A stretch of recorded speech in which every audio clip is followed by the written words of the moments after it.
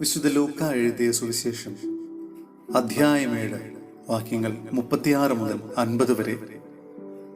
പാപിനിക്ക് മോചനം. ഫരിസേയരിൽ ഒരുവൻ തന്നോടൊത്ത് ഭക്ഷണം കഴിക്കാൻ അവനെ ക്ഷണിച്ചു. യേശു അവന്റെ വീട്ടിൽ പ്രവേശിച്ച് ഭക്ഷണത്തിനിരുന്നു. അപ്പോൾ ആ പട്ടണത്തിലെ പാപിനിയായ ഒരുവൾ ഫരിസേയന്റെ വീട്ടിൽ അവൻ ഭക്ഷണത്തിനിരിക്കുന്നു എന്നറിഞ്ഞ് ഒരു വെൺകൽ ഭരണി നിറയെ സുഗന്ധ തൈലവുമായി അവിടെ വന്നു. അവൾ അവന്റെ പിന്നിൽ പാദത്തിനരികെ കരഞ്ഞുകൊണ്ട് നിന്നു. കണ്ണീരുകൊണ്ട് അവൾ അവന്റെ പാദങ്ങൾ കഴുകുകയും തലമുടി കൊണ്ട് തുടയ്ക്കുകയും ചുംബിക്കുകയും സുഗന്ധ തൈലം പൂശുകയും ചെയ്തു. അവനെ ക്ഷണിച്ച ആ ഫരിസേയൻ ഇത് കണ്ട് സ്വഗതമായി പറഞ്ഞു, ഇവൻ പ്രവാചകനാണെങ്കിൽ തന്നെ സ്പർശിക്കുന്ന സ്ത്രീ ആരെന്നും ഏതു തരക്കാരി എന്നും അറിയുമായിരുന്നു. ഇവൾ ഒരു പാപിനിയാണല്ലോ. യേശു അവനോട് പറഞ്ഞു, ശിമിയോനെ, എനിക്ക് നിന്നോട് ഒരു കാര്യം പറയാനുണ്ട്. ഗുരു അരുൾ ചെയ്താലുമെന്ന് അവൻ പറഞ്ഞു. ഒരു ഉത്തമർണനെ 2 കടക്കാരുണ്ടായിരുന്നു. ഒരുവൻ 500 മറ്റവൻ 50 ധനാര കടപ്പെട്ടിരുന്നു. വീട്ടാൻ കഴിവില്ലാത്തതുകൊണ്ട് ഇരുവർക്കും അവൻ ഇളച്ചു കൊടുത്തു. ആ 2 പേരിൽ ആരാണ് അവനെ കൂടുതൽ സ്നേഹിക്കുക?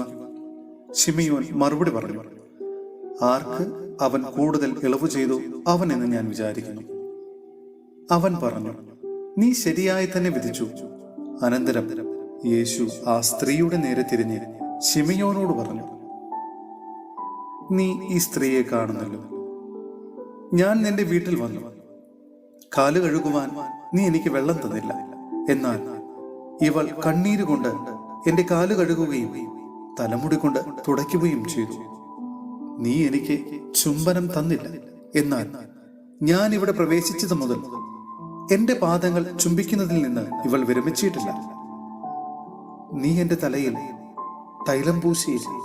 ഇവളോ എന്റെ പാദങ്ങളിൽ സുഗന്ധ തൈലം പൂശിയിരിക്കുന്നു.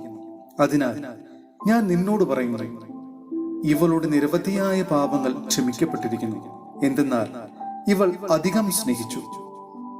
ആരോട് അല്പം ക്ഷമിക്കപ്പെടുന്നുവോ അവൻ അല്പം സ്നേഹിക്കുന്നു. അവൻ അവളോട് പറഞ്ഞു, നിന്റെ പാപങ്ങൾ ക്ഷമിക്കപ്പെട്ടിരിക്കുന്നു. അവനോടുകൂടെ പന്തിയിലിരുന്നവർ പരസ്പരം പറയാൻ തുടങ്ങി, പാപങ്ങൾ ക്ഷമിക്കുക പോലും ചെയ്യുന്ന ഇവൻ ആരാണ്? അവൻ അവളോട് പറഞ്ഞു, നിന്റെ വിശ്വാസം നിന്നെ രക്ഷിച്ചിരിക്കുന്നു. സമാധാനത്തോടെ പോവുക.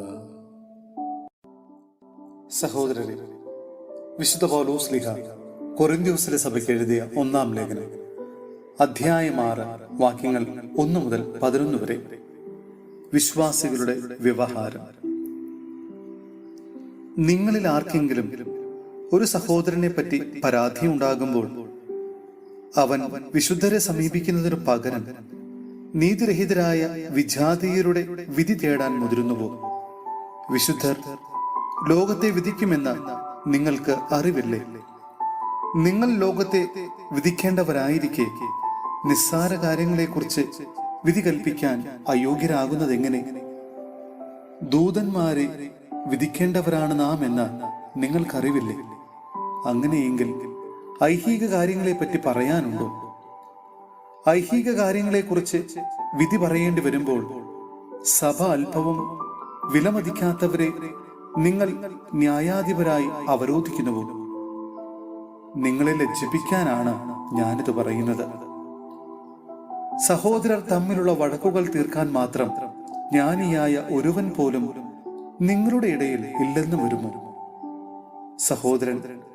സഹോദരനെതിരെ പരാതിയുമായി ന്യായാസനത്തെ സമീപിക്കുന്നു, അതും വിജാതീയരുടെ ന്യായാസനത്തെ. നിങ്ങൾ തമ്മിൽ വ്യവഹാരങ്ങൾ ഉണ്ടാകുന്നത് തന്നെ നിങ്ങളുടെ പരാജയമാണ്. എന്തുകൊണ്ട് ദ്രോഹം നിങ്ങൾക്ക് ക്ഷമിച്ചുകൂടാ? വഞ്ചന സഹിച്ചുകൂടാ? നിങ്ങൾ തന്നെ സഹോദരനെ പോലും ദ്രോഹിക്കുകയും വഞ്ചിക്കുകയും ചെയ്യുന്നു. അനീതി പ്രവർത്തിക്കുന്നവർ ദൈവരാജ്യം അവകാശമാക്കുകയില്ല എന്ന് നിങ്ങൾ അറിയുന്നില്ലേ? നിങ്ങൾ വഞ്ചിതരാകരുത്.